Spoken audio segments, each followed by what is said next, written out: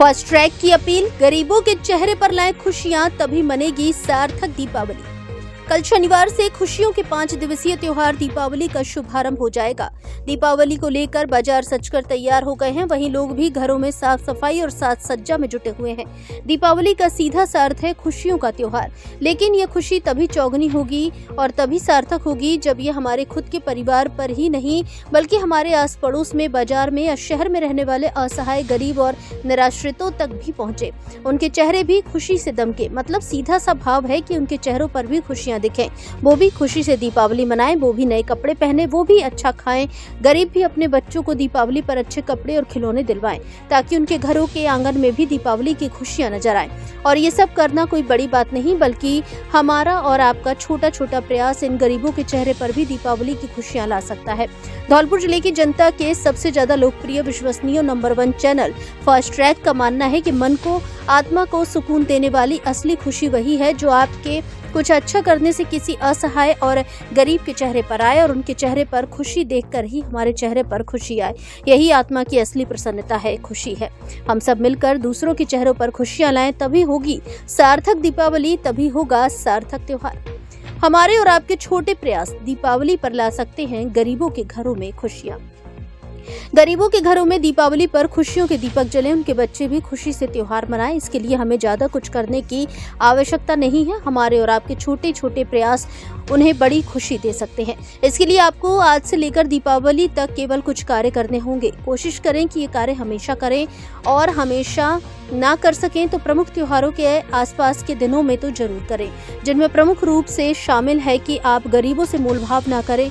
आपकी गली में कोई सब्जी बेचने वाला आए तो उससे मोलभाव ना करें और उसे पूरे पैसे दें। रिक्शा या टैक्सी में बैठकर जाएं तो उससे मोलभाव ना करें, वह जितने पैसे मांगे उतने दें। आपके घर के आसपास साफ सफाई करने वाले को मिठाई और कुछ पैसे जरूर दें। अखबार बांटने वाले को दीपावली पर इनाम जरूर दें।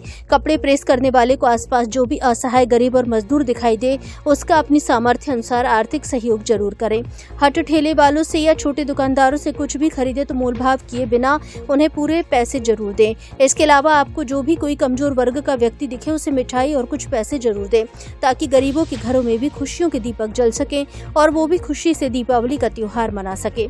ये आप सभी दर्शकों से फास्ट ट्रैक की अपील ही नहीं बल्कि प्रार्थना है। इसे जरूर स्वीकार करें और एक बार दूसरों को देने का सुख के आनंद की अनुभूति करके देखें। हमारा दावा है कि आपको अंदर से आत्मा को बहुत अच्छा और सुकून देगा। एक बार ये सब हमारी अपील पर करके देखो, फिर हमें कहने की कभी जरूरत नहीं पड़ेगी। हर बार आप बिना कहे खुद ही किया करेंगे। बर्तन है, हमारे मिट्टी के बर्तन दीपावली पे खरीदे, हमारे पेट की रोजगार चले, और गरीब आदमी है और काम कर सकते भैया जी। ये बच्चे बच्ची के पेट भरे दिए फिए बेचते हैं, गरीब आदमी है। दीपावली पर मिट्टी के बर्तनों का रुझान और सब लोगों में दिखाई देता है, और जैसा भी है तो वो मोल भाव करते हैं, पैसे कमाने की कोशिश करते हैं। इसको लेकर के क्या कहना चाहेंगे आप? मैं बंटी कुमार प्रजापति, आरएसी लाइन। यहाँ पे अपना मटकों का व्यापार है। यहाँ पे हमारे कम की चीज हो गई है कि हम लोग कायदे जो सामान को जितना भी कायदे कम से कम रेट में बताएंगे, फिर भी कस्टमर कम करता है। चाहे हम 50 बताएं चाहे 40 बताएं, फिर भी कम करता है। और अगर हम रेट टू रेट भी बता सकते हैं अपने माल को, फिर भी कस्टमर नहीं मानता।